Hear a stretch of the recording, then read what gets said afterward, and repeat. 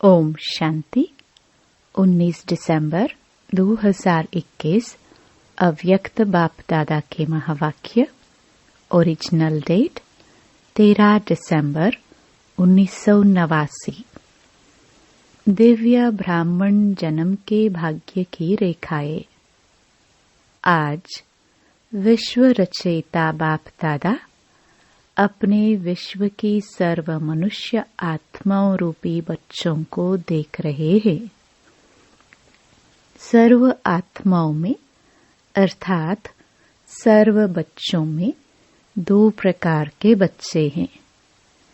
एक हैं बाप को पहचानने वाले और दूसरे हैं पुकारने वाले व परखने के प्रयत्न करने वाले, लेकिन है सभी बच्चे। तो आज दोनों प्रकार के बच्चों को देख रहे थे। सर्व बच्चों में से पहचानने वाले व प्राप्त करने वाले बच्चे बहुत थोड़े हैं और पहचान करने के प्रयत्न वाले अनेक हैं। पहचानने वाले बच्चों के मस्तक पर श्रेष्ठ भाग्य की लकीर चमक रही है। सबसे श्रेष्ठ भाग्य की लकीर है बाप द्वारा दिव्य ब्राह्मण जन्म की। दिव्य जन्म की रेखा अति श्रेष्ठ चमक रही है।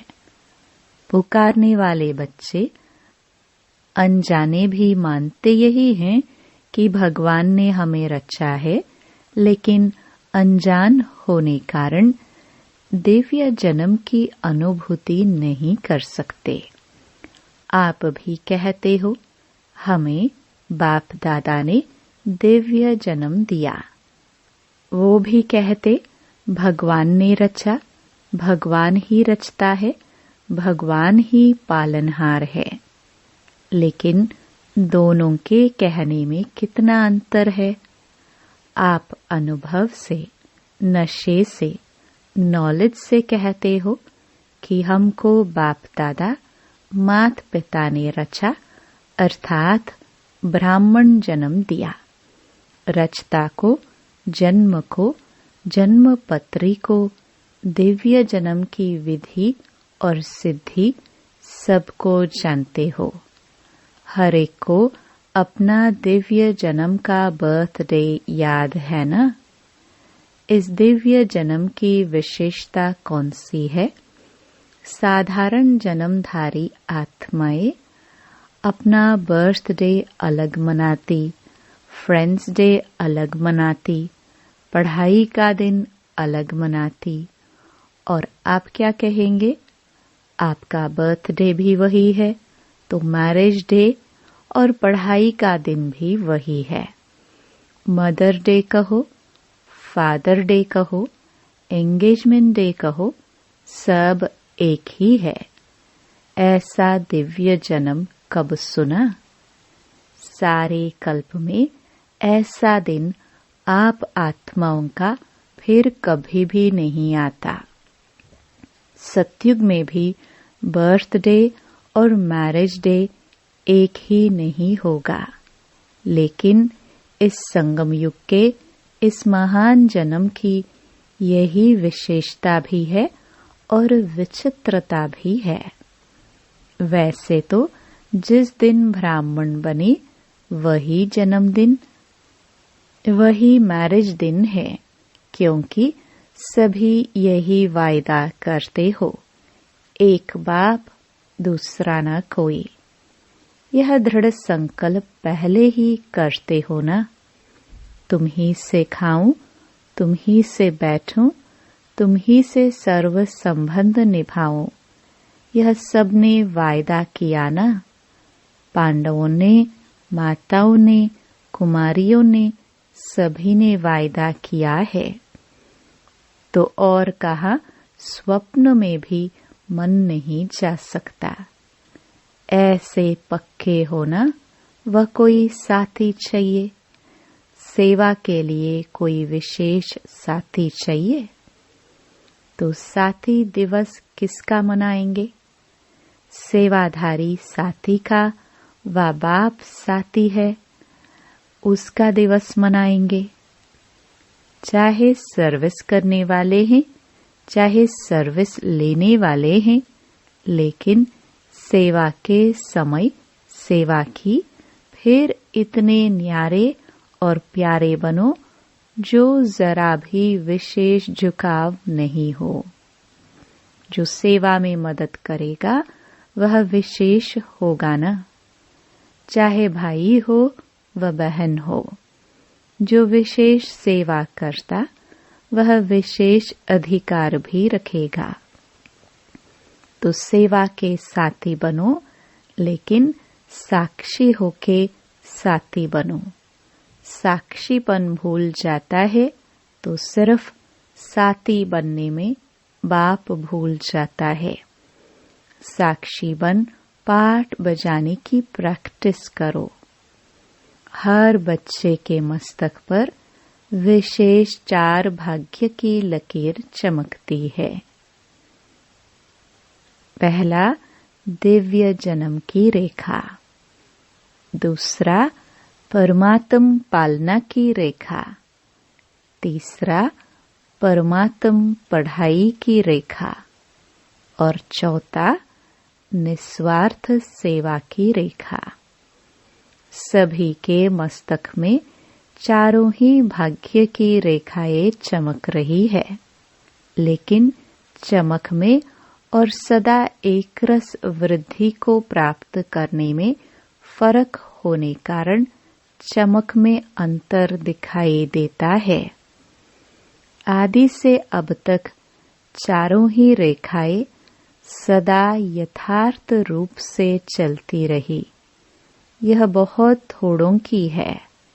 बीच बीच में कोई न कोई बात में भाग्य की लकीर या तो खंडित होती है व चमक कम होती है, स्पष्ट नहीं होती। जैसे हस्त रेखाएं भी देखते हैं ना, कोई की खंडित होती, कोई की एक रस होती है, कोई की स्पष्ट होती है, कोई की स्पष्ट नहीं होती। बाप दादा भी बच्चों के भाग्य की रेखा को देखते रहते हैं। दिव्य जन्म तो सभी ने लिया, लेकिन दिव्य जन्म की रेखा खंडित होती व स्पष्ट नहीं होती, क्योंकि अपने जन्म के धर्म में अखंड नहीं चलता, तो उनके भाग्य की लकीर खंडित होती। धर्म क्या है, कर्म क्या है, उसको तो जानते हो ना। ऐसे ही परमात्म पालना में तो सभी ब्राह्मण चल रहे हो, चाहे समर्पित हो चाहे प्रवृत्ति में हो, लेकिन बाप के डायरेक्शन से चल रहे हो। प्रवृत्ति वाले क्या कहेंगे? अपना कमाया हुआ खाते हो व बाप का खाते हो। बाप का खाते हैं ना, क्योंकि अपना सब कुछ बाप को दे दिया, तो बाप का ही हुआ ना। चाहे कमाते भी हो, लेकिन कमाया हुआ धन बाप के हवाले करते हो या अपने काम में लगाते हो। ट्रस्टी हो ना। ट्रस्टी का अपना कुछ नहीं रहता। गृहस्थ में अपनापन होता है। ट्रस्टी अर्थात सब बाप का है। अपने हाथ से खाना बनाते हो तो भी समझते हो ना, ब्रह्मा भोजन खा रहे हैं। पहले भोग किसको लगाते हो? बाप को अर्पण करते हो ना। अर्पण करना अर्थात बाप का खाना। ब्रह्मा भोजन खाते हो, चाहे बच्चों के अर्थ भी लगाते हो, वह भी डायरेक्शन अनुसार लगाते हो। जैसे समर्पित बहनें व भाई भिन्न भिन्न कार्य में तन मन भी लगाते तो धन भी लगाते हैं। ऐसे प्रवृत्ति में रहने वाले भी चाहे तन लगाते चाहे धन लगाते, बाप की श्रीमत प्रमाण ही अमानत समझ कार्य में लगाते हो, ऐसे करते हो ना। अमानत में ख्यानात अथवा मनमत तो नहीं मिलाते हो ना। तो परमात्म पालना सब ब्राह्मण आत्माओं को मिल रही है। पालना की जाती है शक्तिशाली बनाने के लिए। माता की पालना का प्रत्यक्ष रूप क्या होता? बच्चा शक्तिशाली बनता है। तो ब्रह्मा माँ की पालना द्वारा सभी मास्टर सर्वशक्तिमान बने हो। लेकिन कोई बच्चे सदा शक्तियों को कार्य में लगाते और कोई बच्चे प्राप्त शक्तियों को अर्थात पालना को कार्य में नहीं लगाते, अर्थात पालना को प्रैक्टिकल में नहीं लाते। इसलिए श्रेष्ठ पालना मिलते हुए भी कमजोर रह जाते हैं और भाग्य की लकीर खंडित हो जाती है। ऐसे ही पढ़ाई की लकीर, पढ़ाई का एम ऑब्जेक्ट है ही श्रेष्ठ पद को प्राप्त करना। शिक्षक बाप पढ़ाई सबको एक ही पढ़ाता, एक ही समय पर पढ़ाता, लेकिन जो श्रेष्ठ ब्राह्मण जीवन का व पढ़ाई का पद अथवा नशा है, वह सबको एक जैसा नहीं रहता। फरिश्ता सो देवता स्टेटस को सदा स्मृति में नहीं रखते, इसलिए भाग्य की लकीर में अंतर पड़ जाता है। ऐसे ही सेवा की लकीर, सेवा की विशेषता है जो ब्रह्मा बाप ने साकार रूप में अंतिम वरदान रूप में स्मृति दिलाई। निराकारी, निर्विकारी और निरहंकारी। निराकारी स्थिति में स्थित होने के बिना किसी भी आत्मा को सेवा का फल नहीं दे सकते, क्योंकि आत्मा का तीर आत्मा को लगता है। स्वयं सदा इस स्थिति में स्थित नहीं है, तो जिनकी सेवा करते वह भी सदा स्मृति स्वरूप नहीं बन सकते। ऐसे ही निर्विकारी, कोई भी विकार का अंश अन्य आत्मा के शूद्र वंश को परिवर्तन कर ब्राह्मण वंशी नहीं बना सकता। उस आत्मा को भी मेहनत करनी पड़ती है, इसलिए मोहब्बत का फल सदा अनुभव नहीं कर सकते। निरहंकारी सेवा का अर्थ ही है फल स्वरूप बन झुकना। बिना निर्माण बने निर्माण, अर्थात सेवा में सफलता नहीं मिल सकती। तो निराकारी, निर्विकारी, निरहंकारी, इन तीनों वरदानों को सदा सेवा में प्रैक्टिकल में लाना, इसको कहते हैं अखंड भाग्य की रेखा। अब चारों ही भाग्य की रेखाओं को चेक करो कि अखंड है या खंडित है, स्पष्ट है या अस्पष्ट है। कोटों में कोई तो बन गए हैं, लेकिन बनना है कोई में भी कोई। जो कोई में कोई होगा वही अब सर्व की माननीय और भविष्य में पूजनीय बनता है। जो अखंड भाग्य के लकीरवान है, उसके निशानी है वह अब भी सर्व ब्राह्मण परिवार का प्यारा होगा। माननीय होने के कारण सर्व की दुआएं श्रेष्ठ आत्माओं के भाग्य की लकीर को चमकाती रहती। तो अपने आप से पूछो, मैं कौन? तो सुना आज क्या देखा? दुनिया वाले कहते हैं पालनहार है, जन्मदाता है, लेकिन जन्मदाता का परिचय ही नहीं है। और आप नशे से कह सकते हो कि जन्मदाता परमात्मा कैसे हैं, पालनहार परमात्मा कैसे हैं। ब्रह्मा माँ की पालना भी मिल रही है और बाप की श्रेष्ठ मत पर योग्य आत्माएं बन गए। बाप बच्चे को योग्य बनाता है और माँ शक्तिशाली बनाती है। दोनों अनुभव है ना? अच्छा, गीता पाठशाला वाले ज्यादा आए हैं। गीता पाठशाला वाले कौन हुए? गीता का ज्ञान सुनने वाले हे अर्जुन है। अर्जुन समझकर गीता ज्ञान सुनते हो या अर्जुन दूसरा है? मैं अर्जुन हूँ, यह समझते हो? सदैव यह अनुभव करके सुनो, मैं अर्जुन हूँ। मुझे विशेष भगवान गीता का ज्ञान सुना रहा है। गीता पाठशाला वाले तो सबसे नंबर 1 निकल जाएंगे।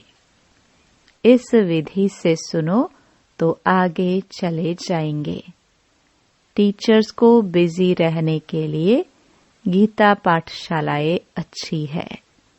गीता पाठशाला चक्रवर्ती भी बनाती, बिजी भी रखती, वृद्धि भी अच्छी होती है। मेहनत कम लेते हैं, मददगार ज्यादा बनते हैं। बलिहारी तो गीता पाठशाला वालों की है ना, इसलिए गांव वाले बाप को प्यारे लगते हैं।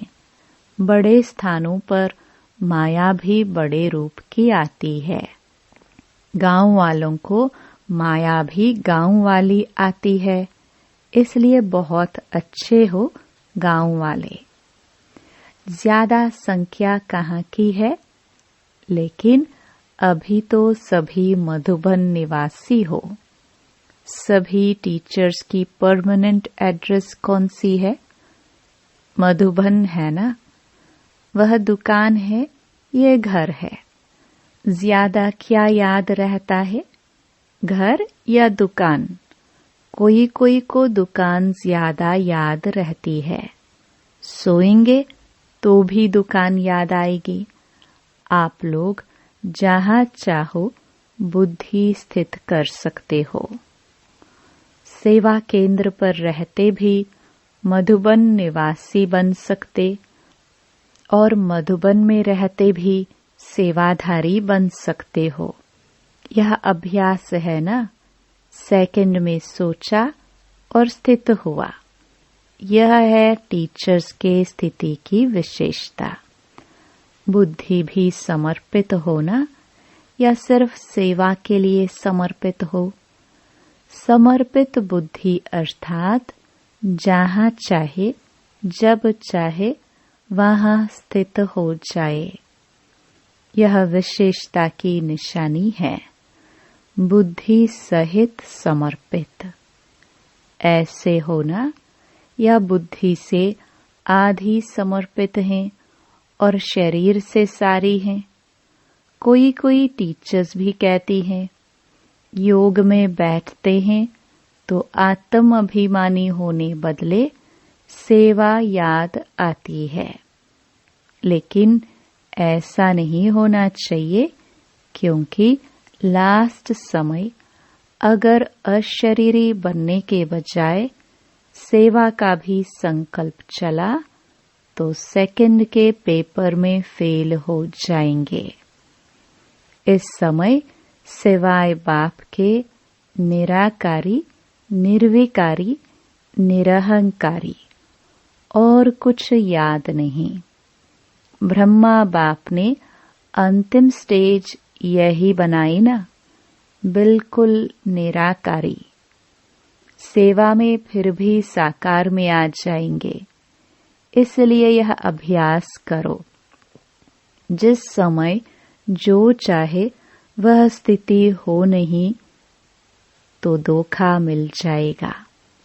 ऐसे नहीं सोचो, सेवा का ही तो संकल्प आया, खराब संकल्प विकल्प तो नहीं आया।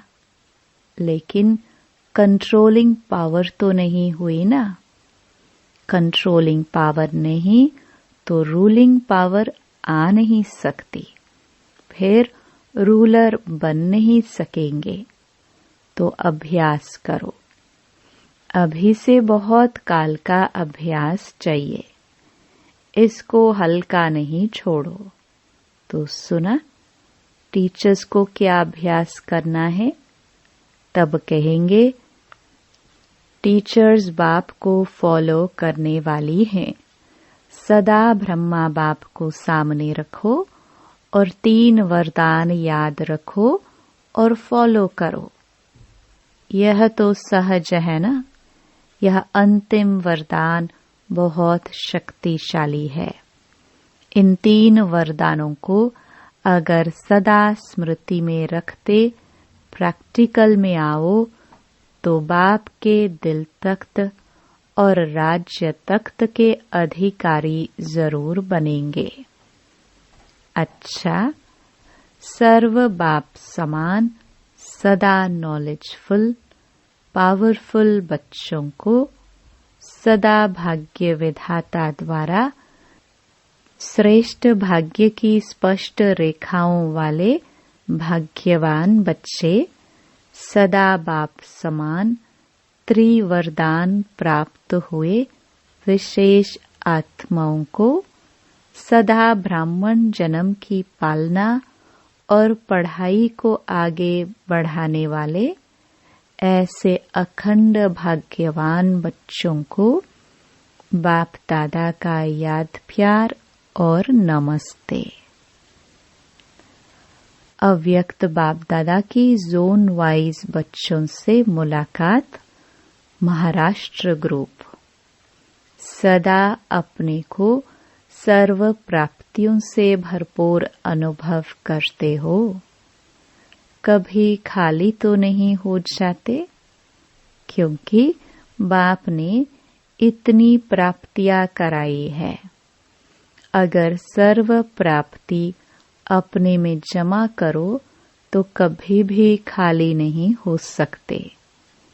इस जन्म की तो बात ही नहीं है, लेकिन अनेक जन्म भी यहाँ की भरपूरता साथ रहेगी।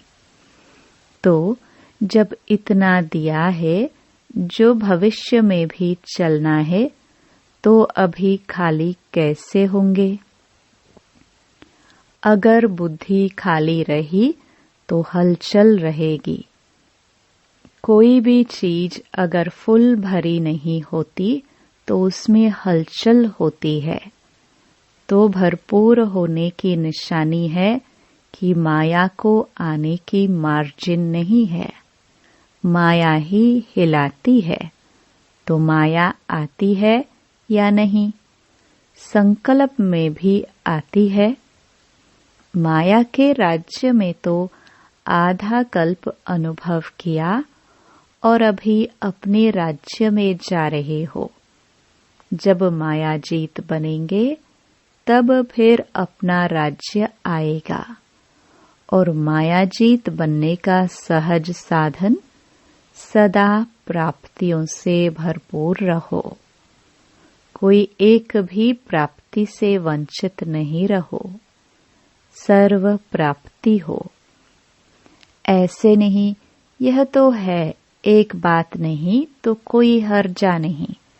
अगर जरा भी कमी होगी तो माया छोड़ेगी नहीं, उसी जगह से हिलाएगी। तो माया को आने की मार्जिन ही न हो। आ गई फिर भगाओ तो उसमें टाइम जाता है। तो माया जीत बने हो। यह नहीं सोचो 2 वर्ष या 3 वर्ष में हो जाएंगे।